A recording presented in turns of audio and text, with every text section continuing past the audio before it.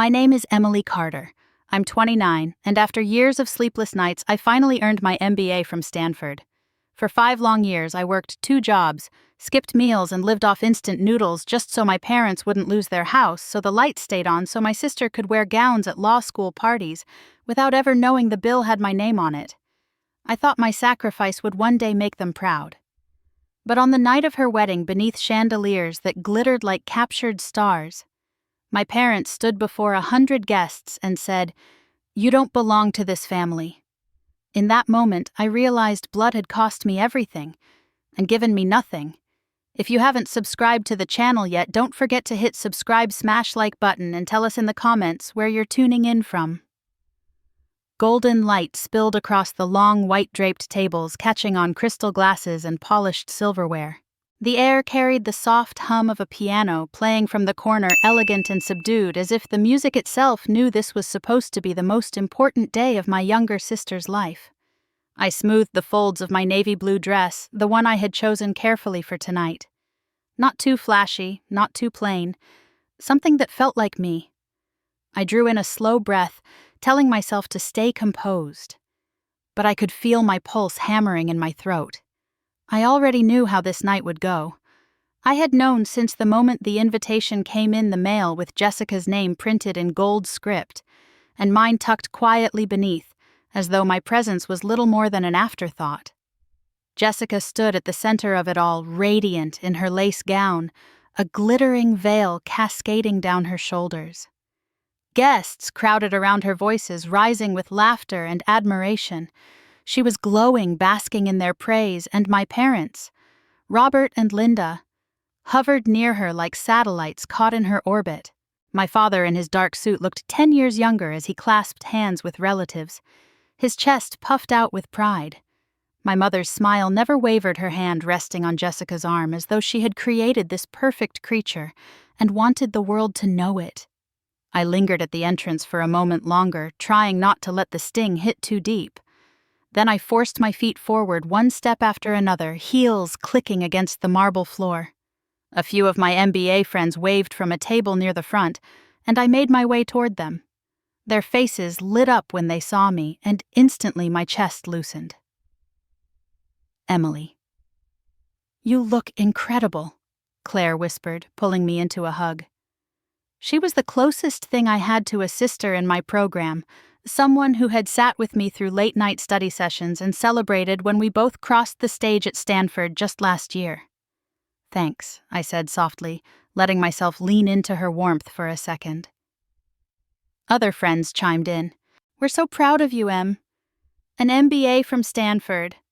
No small feat. Seriously, your parents must be over the moon." Their words were kind, genuine, but I felt them strike like tiny darts. My smile faltered before I patched it back in place.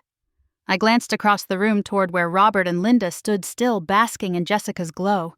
Not once did their eyes flicker toward me. Claire followed my gaze, her brow knitting. She leaned close, lowering her voice so only I could hear. "They must be so proud, right?" The question hung heavy between us, laced with good intentions, but sharp with irony.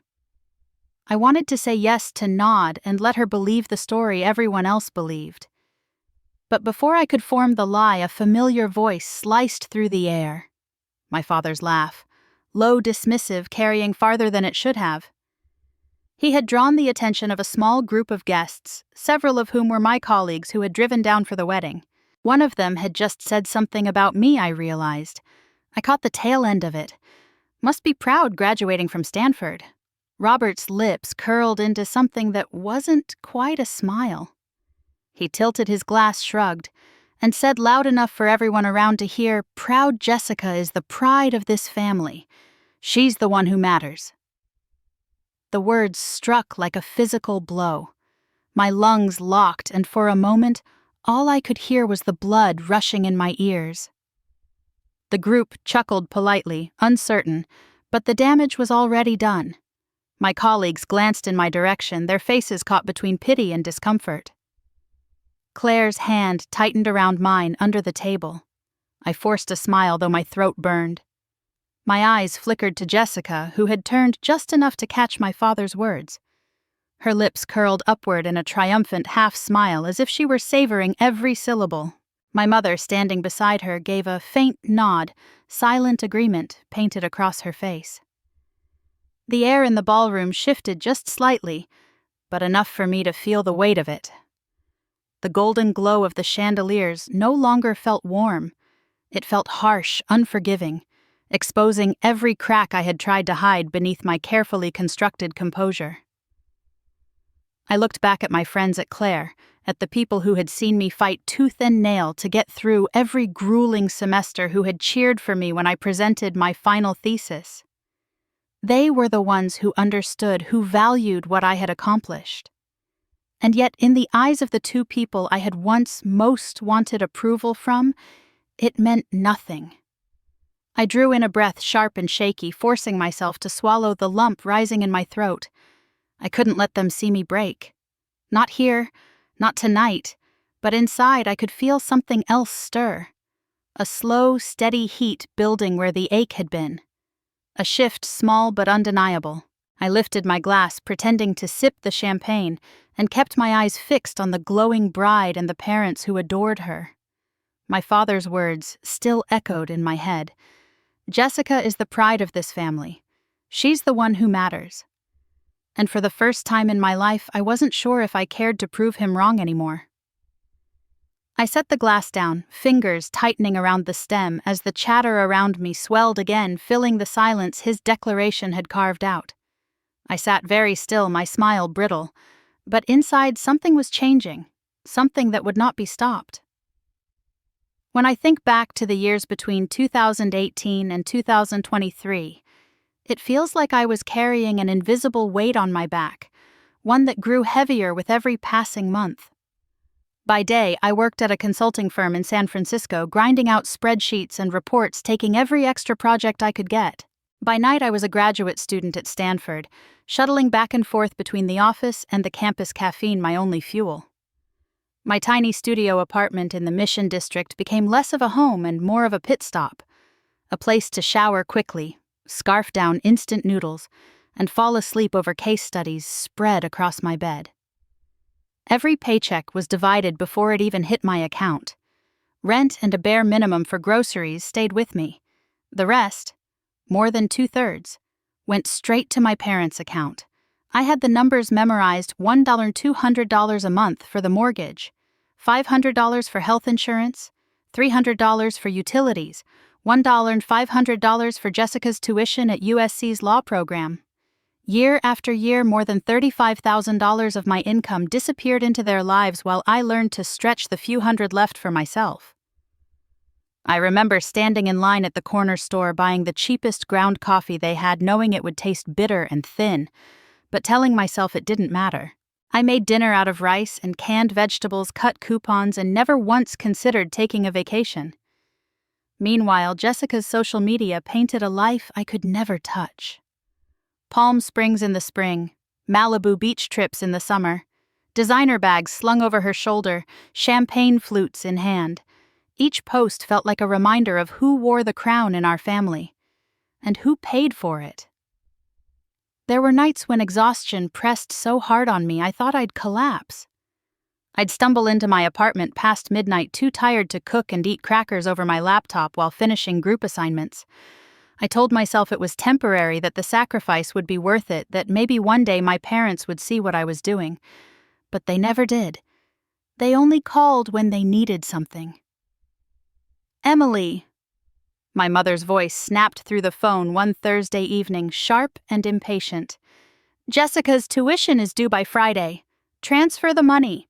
Don't make her fall behind her classmates because you're late." I swallowed my protest.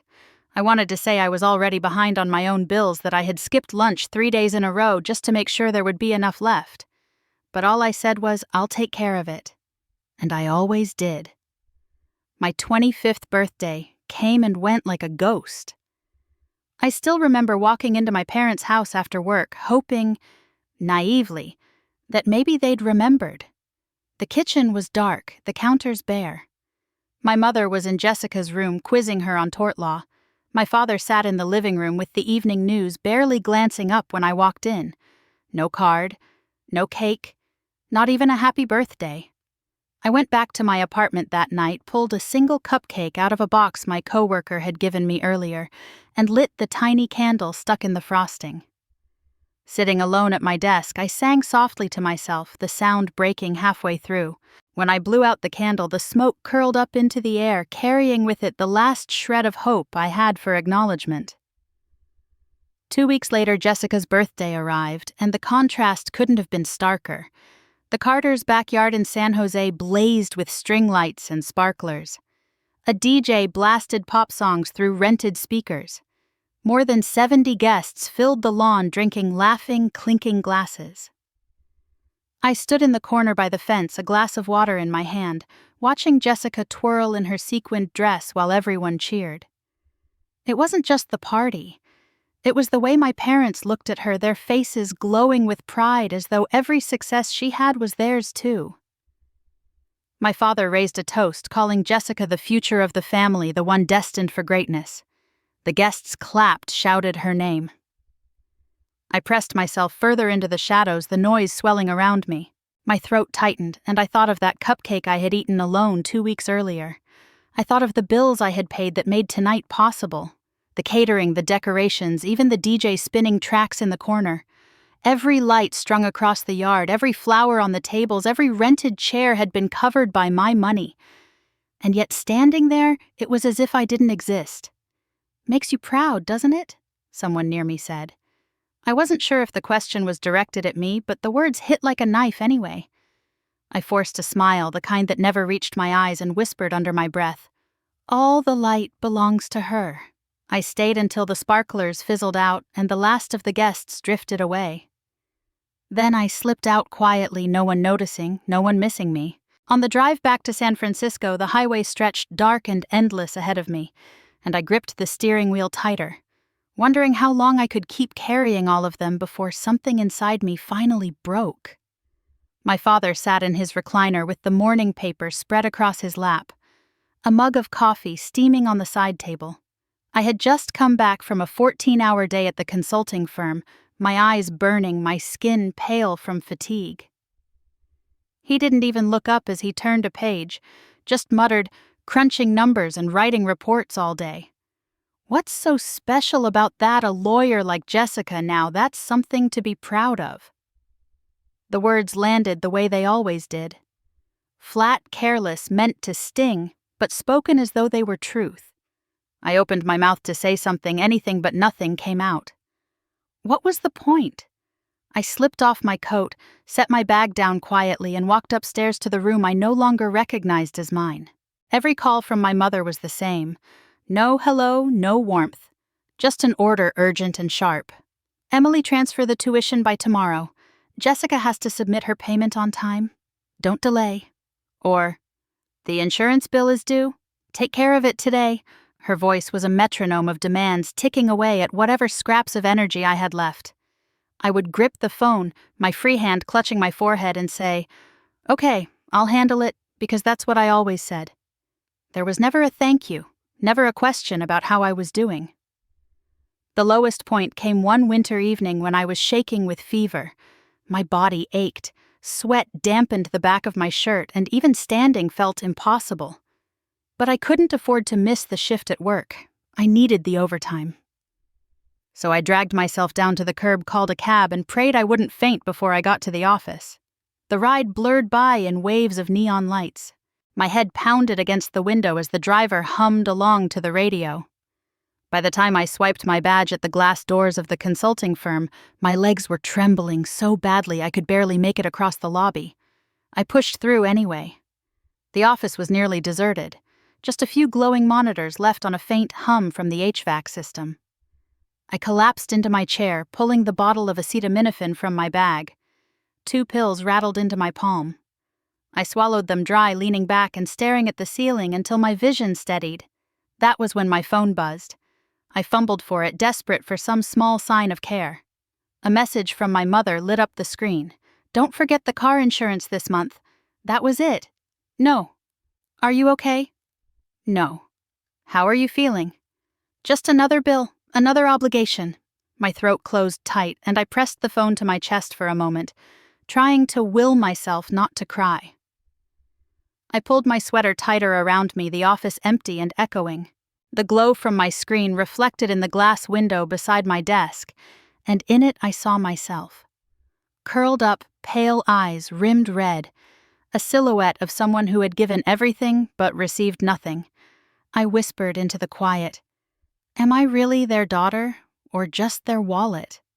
The words hung there, fragile and raw, until even the hum of the building seemed to swallow them whole.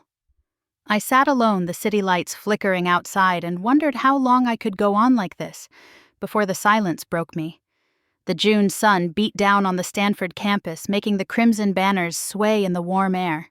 I stood among a sea of black caps and gowns, clutching the smooth leather cover of my diploma, the Stanford seal glinting under the light. My classmates laughed, posed for photos with their families, held bouquets, and embraced parents whose faces beamed with pride. I tried to smile as the shutter of a nearby camera clicked, but my eyes kept scanning the crowd. I knew they weren't there. I had known since that morning when my phone remained silent. No message from my parents, not even a good luck. Still, my chest tightened with disappointment, a familiar ache. Emily. I turned and saw him. Grandpa Henry. His back stooped, but his eyes sharp as ever, cane in one hand, bouquet of sunflowers in the other. My throat closed up. I rushed to him, nearly stumbling in my gown, and wrapped my arms around his thin frame. "You made it," I whispered. "Of course I did," he said with a chuckle, pressing the flowers into my hands.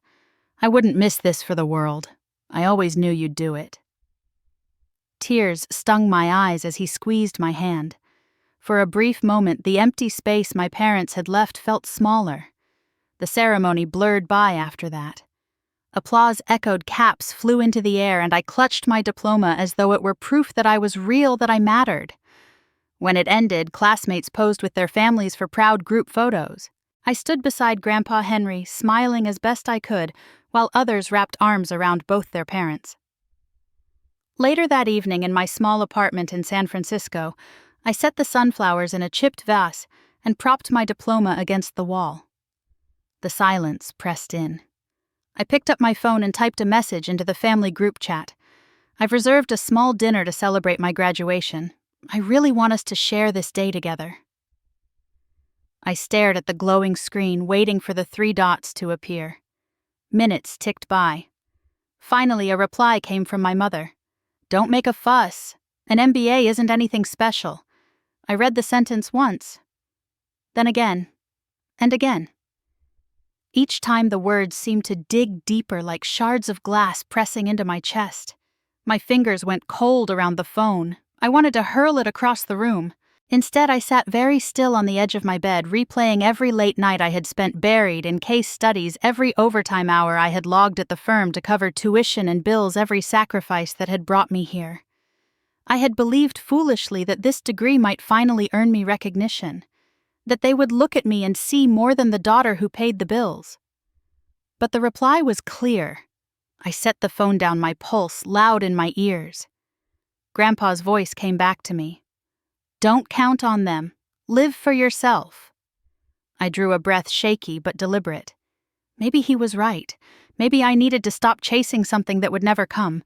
And yet, even as I thought it, a part of me still held on to the hope that someday they would see me, that someday they would be proud. The room felt smaller than ever, the vase of sunflowers bright against the dim light, the diploma silently watching me from the corner. I lay back on the bed, staring at the ceiling, clutching that tiny thread of hope, until sleep finally pulled me under. Laughter and clinking glasses had filled the ballroom just moments before, but after my father's words, the sound drained away, as though someone had pulled the plug from a sink. I sat frozen at the round table draped in white linen, my hands resting stiffly in my lap, nails digging into the fabric of my dress. All eyes seemed to shift in my direction, waiting to see how I would respond, as if I were a spectacle on display rather than a daughter at her sister's wedding. The relative who had asked about Stanford looked between me and my father, her smile faltering, her wineglass hovering in midair. "I just meant," she stammered. But my father cut her off with a dismissive wave of his hand, his lips curling in that half-smirk I had grown up knowing too well. "This night isn't about Emily," he announced, his voice sharp over the microphone. "She doesn't belong in this family anymore." The words echoed against the marble floors and gilded walls, bouncing back into my chest with crushing force. My mother gave a small nod beside him, her pearls catching the chandelier light, as though even her jewelry approved. "And Jessica?" Jessica's lips parted into a smile so slow and deliberate it was like she had been waiting for this moment, savoring it. I tried to swallow, but my throat had gone dry. The guests shifted in their seats, whispers sparking at the edges of the room. Claire, sitting beside me, gripped my arm tightly under the table. "Emily," she whispered, her voice fierce but low, "don't listen to him." But I couldn't hear anything beyond the pounding in my ears. I thought of every year I had carried them, every bill, every sacrifice, every night I had stayed awake wondering if one day it would all be worth it. And now, in front of friends, colleagues, and strangers, my father had erased me. Jessica stepped closer to the microphone, her hand grazing my father's arm. "Dad's right," she said lightly, though her eyes glittered with triumph. "Tonight is about family. Real family." A ripple of laughter moved through a cluster of Jessica's law school friends at the front, quick and uncomfortable, but it was enough to twist the knife deeper. I forced a smile, brittle and breaking at the edges, and raised my glass to my lips, though I couldn't swallow a drop. My eyes flicked across the room to the dance floor where just minutes ago couples had swayed under soft golden light. Now it felt like a stage, and I was the villain in a story I hadn't agreed to be part of. Claire leaned in again. "Say something. You don't have to just sit here." But my legs refused to move, my tongue heavy in my mouth. My father's gaze swept over me, once cold and satisfied, before he handed the microphone back to the DJ. Music started again, tentative at first, then louder, but it no longer filled the room with warmth.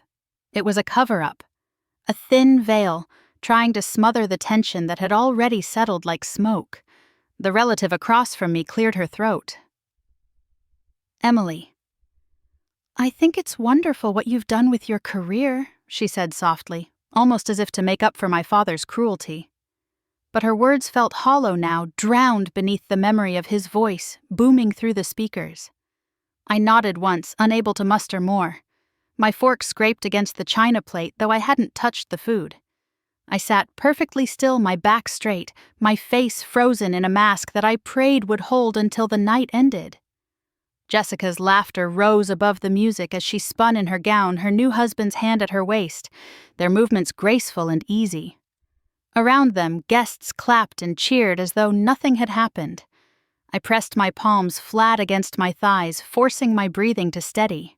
Inside, though, it felt like the floor had given way beneath me, like I was falling through the center of the room, unseen, unheard, unclaimed. For the first time, I didn't just feel like I didn't belong. I believed it. And that belief hollowed me out in a way I wasn't sure I could ever fill again. I glanced at Claire, who still held my arm, her eyes blazing with anger on my behalf. I tried to give her a small smile, but it faltered, collapsing before it even reached my lips. The ballroom spun with light and sound, but to me it was nothing but silence. And in that silence, I felt the world I had been clinging to slip further from my grasp. The scrape of my chair against the polished floor cut through the music sharper than any violin string. My knees trembled, but I forced myself upright, the weight of every eye in the ballroom pinning me in place. My throat burned, yet my voice came out clear, ringing across the tables and chandeliers. "If I don't belong to this family," I said then, "from this moment on, Jessica can take care of the mortgage, the insurance, the utilities, and her own tuition." The silence that followed was so deep it pressed against my ears. For a beat, all I could hear was the pounding of my heart. Then the whispers began, scattered at first, then growing like a wave moving across the room. "Did she say mortgage?" One woman gasped. "She's been paying for all of them," another murmured. A man leaned toward his wife, his brows raised. That's thousands every month." I caught the flicker of disbelief in their faces, the shifting eyes, the ripple of judgment not directed at me for once, but at them, my parents, my sister. Robert's face flushed red veins standing out against his temples. He slammed his palm against the table so hard the glasses rattled. "Don't you dare speak to us like that! Don't you dare!" Jessica's mouth fell open, her smile cracking. She tried to laugh, but it came out thin, shaky. "She's exaggerating," she said quickly, eyes darting toward her friends. "She loves to make herself the victim." But the murmurs wouldn't stop. No one would make that up. Someone whispered. I straightened my shoulders. My hands no longer shook. For the first time in years, I felt steady, anchored by the truth. I didn't yell. I didn't cry. I simply let the silence stretch, meeting my father's furious stare with a calm I hadn't known I had. "Enough," he barked, voice cracking. "Sit down this instant. You're making a fool of yourself." I didn't move. Instead, I looked at him. Really looked at him. His fists clenched, his jaw tight, his pride unraveling in front of strangers. And I realized something: the man who had spent years making me feel small couldn't touch me anymore. I placed my napkin gently on the table, smoothed the front of my dress, and turned. The heels of my shoes clicked against the ballroom floor, each step measured deliberate.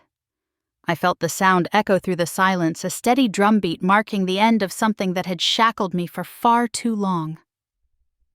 I didn't glance back at Jessica clutching her new husband's arm, or at my mother frozen with her lips pressed thin.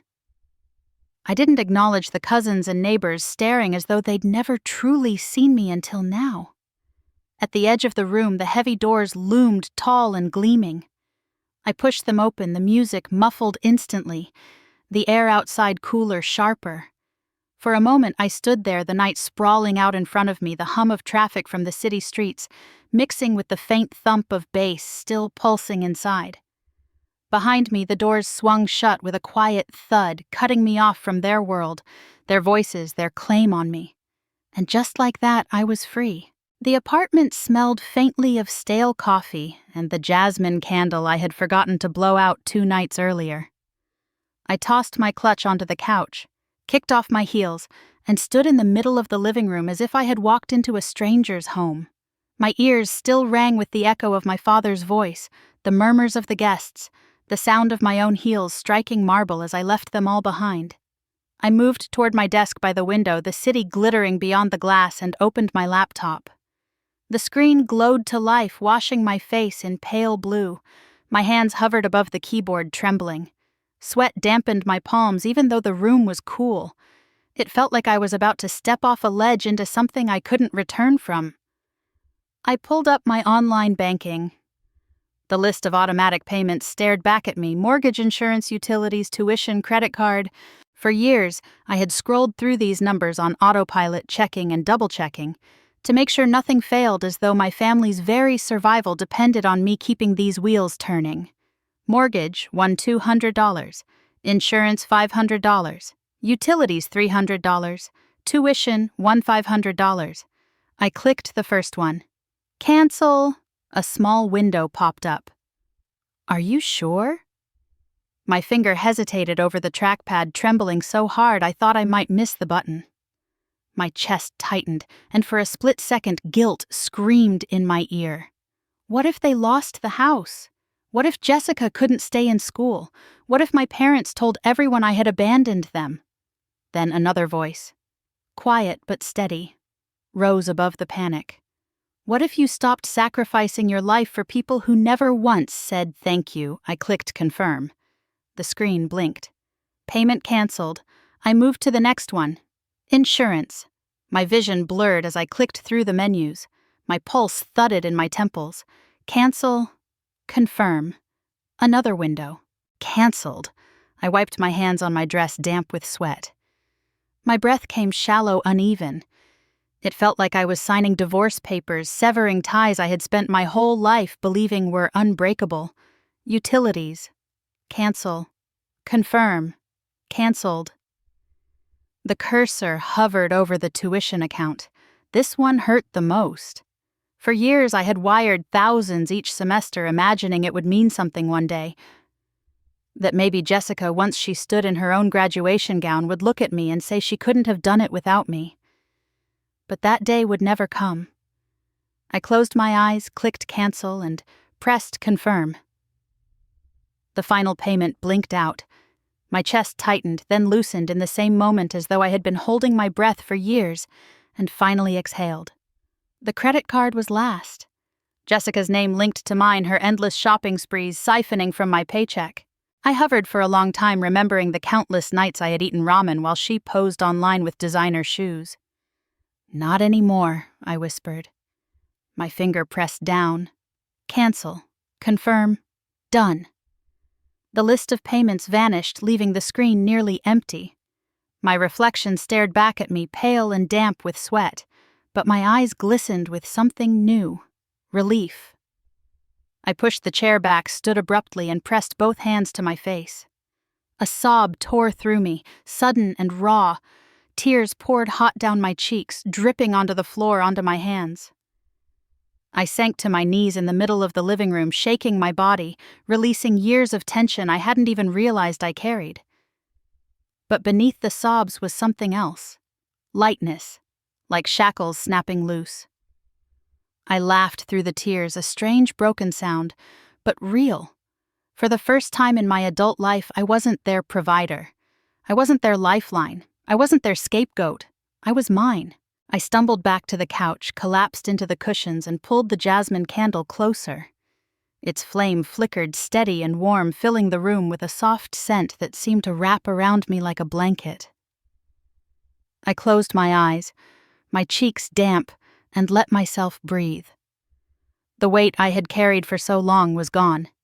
And though the guilt would whisper and the fear would claw, I knew deep down I had chosen something I could never unchoose. Freedom. The city buzzed outside my window, horns and laughter weaving together into the midnight air. I curled into the couch, my laptop still glowing faintly from the desk, the canceled payments sealed into history. Sleep crept over me slowly, and for the first time in years, I didn't fight it. I let it take me.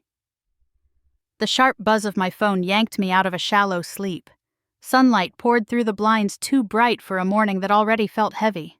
I reached blindly toward the nightstand, blinking against the glare, and saw the screen lit up with notification after notification.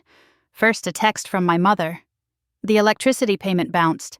They're giving us 72 hours before shutoff. Fix it now." My stomach tightened, though not with panic this time. I swiped to the next. An email from the bank. "Your mortgage payment is past due. Please remit immediately to avoid penalties." Another from the insurance company. "Your policy has been canceled due to non-payment." The messages stacked one after another, each one a brick I'd carried for years. Now they were tumbling back into the laps of the people who had dropped all their weight onto me. The phone buzzed again, this time with an incoming call. Martha, the neighbor who had lived across the street from my parents for decades, the one who always waved at me when I pulled into their driveway. I answered. "Hello, Emily," she said, her voice low, tinged with both concern and something almost gossipy. "The police were at your parents' house this morning." My chest tightened. "What happened?" "Your father was screaming at the water company guy. They came to shut the service off. He stormed out in his robe, yelling about how unfair it was, demanding they call it a mistake. The whole block heard him. Some people came out on their porches to watch." I closed my eyes, pinching the bridge of my nose. The image of Robert, red-faced and bellowing, came too easily. "They called the cops when he wouldn't calm down," Martha continued. "No one was arrested, but it was a scene. Emily, honey." "Are you all right?" I swallowed. "I'm fine. Thank you for telling me." "You know people are talking," she added softly, "but maybe it's time they see the truth." When the call ended, I set the phone face down on the table. The apartment was quiet, except for the hum of the fridge. My heart was racing, but I felt no urge to pick the phone back up, no frantic scramble to fix what was unraveling. Instead, I walked to the kitchen, set the kettle on the stove, and measured out 2 scoops of coffee grounds. The smell rose slowly as the water boiled, rich and earthy. I poured it into my mug, sat down at the small table by the window, and wrapped both hands around the warmth. Outside, the city was waking. A bus hissed to a stop at the corner. A couple argued playfully as they jogged past with their dog, and the light softened across the rooftops. It was just another morning here, ordinary and calm. I lifted the mug to my lips, watching the steam curl upward, and let the bitterness coat my tongue. My phone buzzed again across the table, vibrating against the wood, demanding my attention. I didn't reach for it. Another buzz. Another. The storm was raging, but not here. I leaned back in my chair, my eyes drifting past the glass to where the sky stretched wide and open, a pale California blue. My chest rose and fell slowly. My heart beat, finally evening out. The first sip of coffee slid down my throat, steady and grounding. I whispered into the quiet, the words almost a secret, almost a promise. The storm has begun. By mid-morning, my phone lit up again, but this time it wasn't just texts. It was screenshots. Claire sent me the first one, her message sharp and clipped. "You need to see this."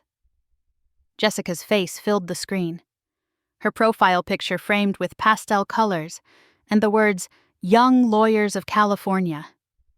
The post above it made my chest tighten, even though I had expected something like this. My sister is selfish. She abandoned our parents when they needed her most. Some people care only about themselves, not family. Hundreds of likes and sympathetic comments stacked beneath it. Old neighbors chimed in, cousins I hadn't spoken to in years. Words like shameful, heartless, cold-blooded. Each one should have stung, but instead they washed over me almost dull. I'd been painted the villain so many times by my own family, this wasn't new. Then I scrolled further, and that's when I saw it. The shift. Under Jessica's post, nestled between the pitying comments, came another voice. One of my MBA classmates wrote, "Selfish, who paid nearly $175,000 over the last 5 years, so you could live without worry. Who covered the mortgage insurance utilities. I was there when her father said, 'Paying the bills doesn't make you family.'" Don't twist the truth. Dozens of replies poured in after that, not from Jessica's circle, but from mine. Colleagues who had watched me collapse at my desk, classmates who had seen me scribbling notes with bloodshot eyes, friends who had celebrated small victories with me. Their words built a wall higher and stronger than Jessica's accusations could ever scale. I set the phone down, breathing slowly, a strange mixture of anger and relief twisting inside me. For once, the truth wasn't mine alone to carry. Later that afternoon, another message buzzed through from a colleague at a downtown law firm, the one Jessica had been bragging about for months. "Emily, your sister made a mistake." My brows knitted as I typed back. "What happened?" "She's being called into a closed-door meeting." "Your story's everywhere now. Some of the partners are furious she dragged family drama onto social media. They're saying it compromises the firm's image." I pictured Jessica in her pristine suit, her practiced smile faltering as the questions began. One of her coworkers confirmed it with another screenshot. In the comments under Jessica's post, someone had asked, "Wait, did your sister really pay for everything?" And Jessica, cornered, had answered too quickly. "That's not true." She exaggerates. But then another voice chimed in, a girl from her law school cohort. "I've seen the transfers. Emily covered your tuition. Everyone knows." By the time her supervisor summoned her, the story had unraveled like a loose thread on silk.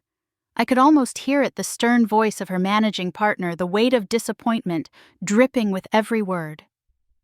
"Jessica, this firm values professionalism. Dragging your family drama online not only damages your reputation, but tarnishes ours. Do you think clients want to entrust their cases to someone who cannot manage her own personal boundaries?" Jessica would have stammered, cheeks burning, her voice breaking into nervous fragments.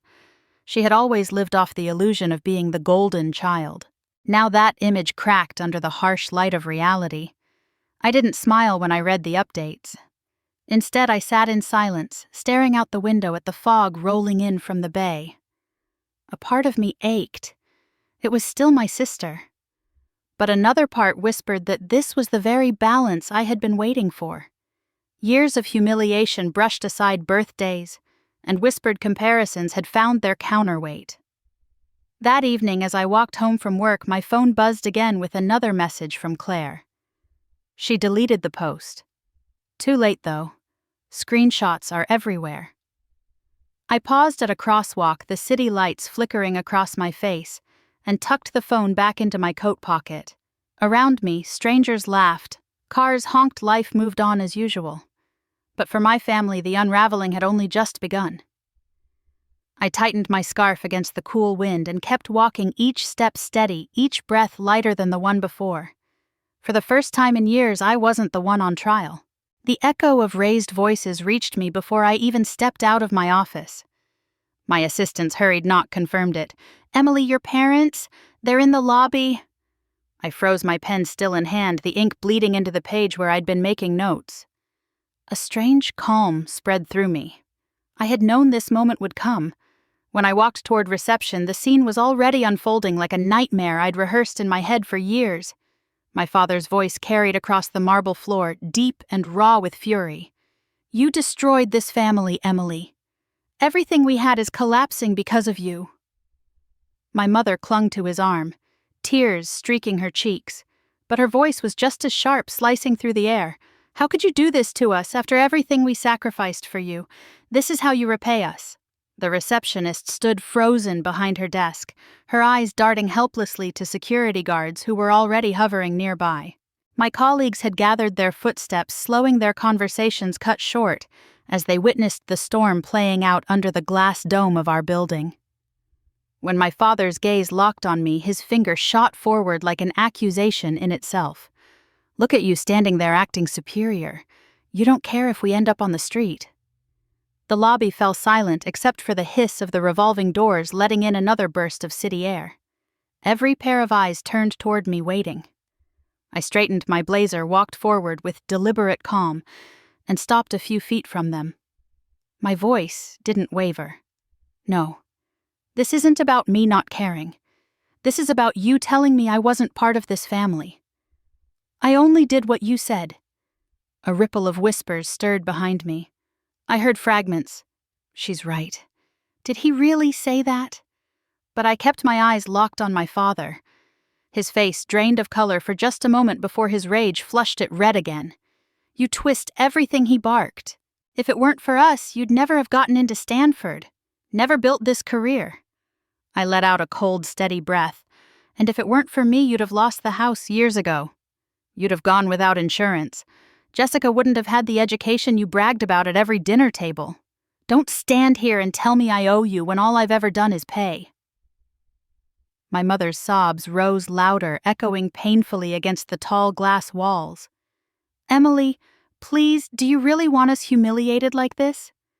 Everyone is watching." I glanced around the lobby at the rows of colleagues, managers, and clients standing in hushed stillness. For once I didn't feel shame.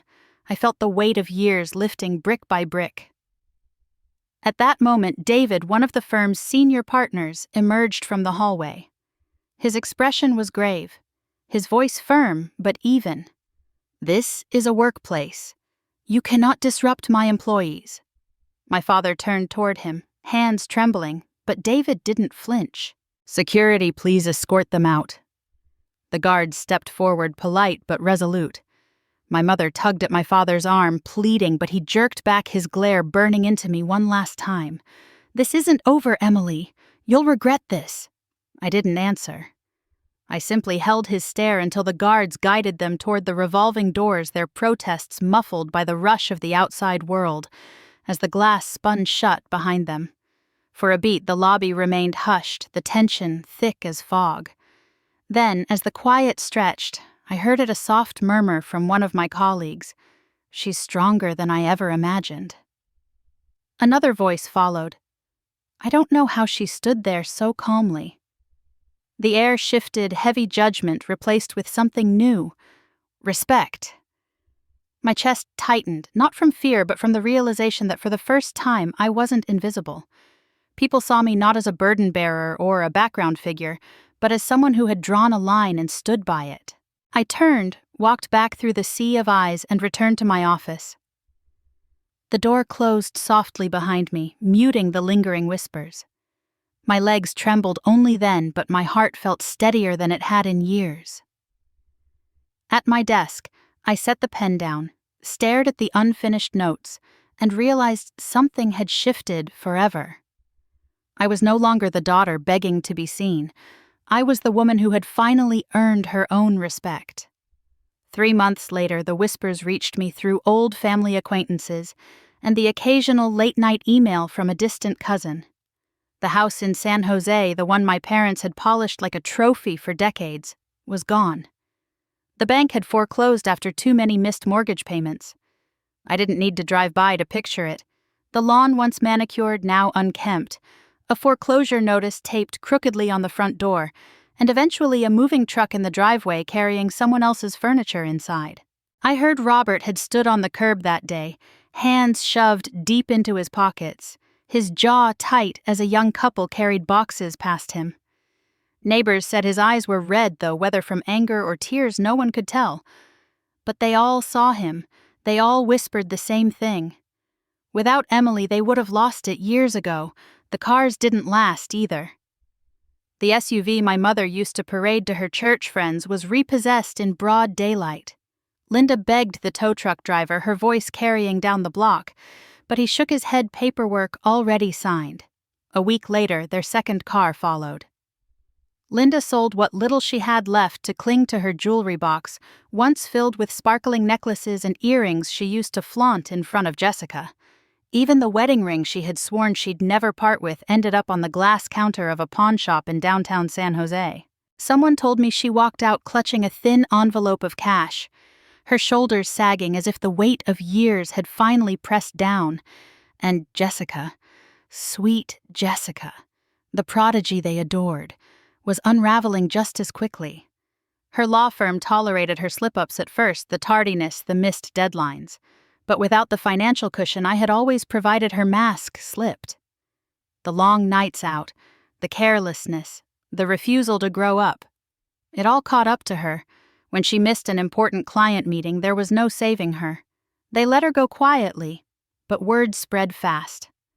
The golden child unemployed reputation stained. I never gloated.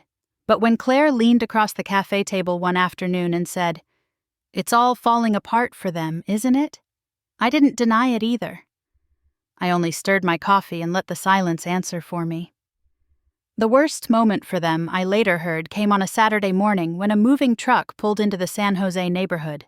Robert stood across the street as the new owners stepped out. Parents with 2 little boys and a Labrador. The boys ran laughing through the yard, their sneakers crunching across the gravel Robert had once raked obsessively. Linda stood beside him, arms crossed tight, her lips pressed thin. A neighbor. Mrs. Klein whispered, just loud enough for others to hear. So it was Emily all along. Without her, they couldn't even keep the lights on. Robert's fists clenched, but he didn't argue. He couldn't. The truth was laid bare in front of everyone, undeniable and permanent. That night, I sat by my apartment window watching the city lights shimmer across the bay and thought about the house I had practically bought for them month after month. I thought about the jewelry, the cars, the pride they'd polished for years. All of it gone piece by piece, the same way they had chipped away at me until there was nothing left. For once I didn't feel invisible. The truth no longer belonged only to me. It was out in the open, hanging heavy over San Jose like a storm cloud that refused to break. And I knew my family was living in its shadow, finally tasting the bitterness they had forced down my throat for so long. A year later, my life looked nothing like the one I had left behind. I had accepted a transfer to New York and was now managing a major project at the consulting firm's headquarters. My apartment overlooked Central Park, and every morning I woke to the sight of trees swaying with the seasons and the sound of the city humming beneath me. For the first time in my adult life, I wasn't weighed down by dread. I carried my own responsibilities, yes, but they were mine and mine alone. On a crisp December evening, my apartment glowed with soft golden light. I had invited a few close friends, colleagues, and my grandfather Henry for a small gathering. The table was set with white linen and simple dishes I had prepared myself, the kind of details I had always fussed over even when no one noticed. This time people noticed. They smiled, they laughed, they thanked me sincerely.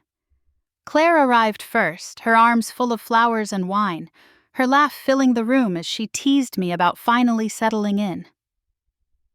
Soon after came 2 colleagues from the firm who carried pastries from a bakery on the Upper West Side.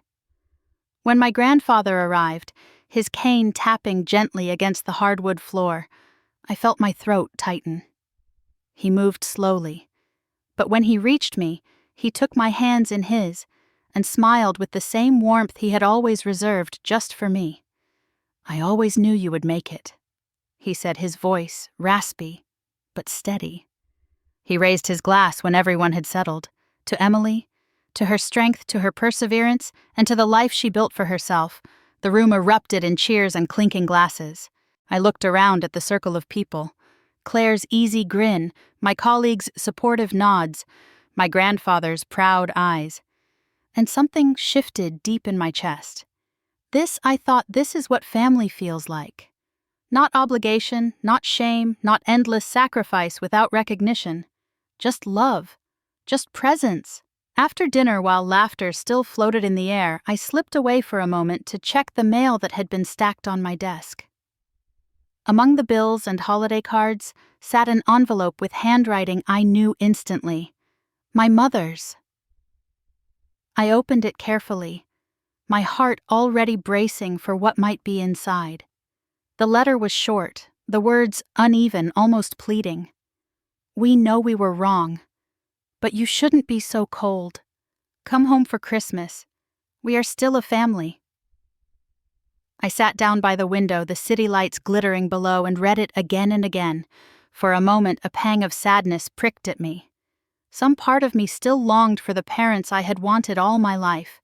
But that longing was met by the memory of forgotten birthdays, of nights spent sick and alone, of a microphone in a wedding hall where my father declared I wasn't family. I opened my laptop, typed out a brief response, and read it aloud to myself before hitting send. Until there is a genuine apology, we cannot call ourselves a family. My chest felt lighter as I pressed send. No anger, no rage, just clarity. When I returned to the table, Claire handed me a glass of wine, and my grandfather gave me a look that told me he understood without me saying a word. He tapped his cane once against the floor and smiled. "Sometimes family is chosen. You chose well." I raised my glass, my voice steady and full. "To real family. To the people who see us, who value us, and who stand by us, not because they have to, but because they want to." Everyone lifted their glasses high, and the room filled with applause, laughter, and warmth. As I stood there, surrounded by people who had become my true family, I realized the story had come full circle. I had walked away from humiliation and rejection only to find something far greater. Not blood, not obligation, but love freely given. And now to you listening to my story, I want to say this: real family is not defined by blood, but by those who choose to stand with you, who lift you up, who see your worth when others don't. Have you ever felt dismissed or belittled by your own family? Have you ever wondered whether you truly belonged? If you have, I hope you know you are not alone. Tell me where you're listening from so we can remind each other that true family is something we create, and we never have to face that journey alone.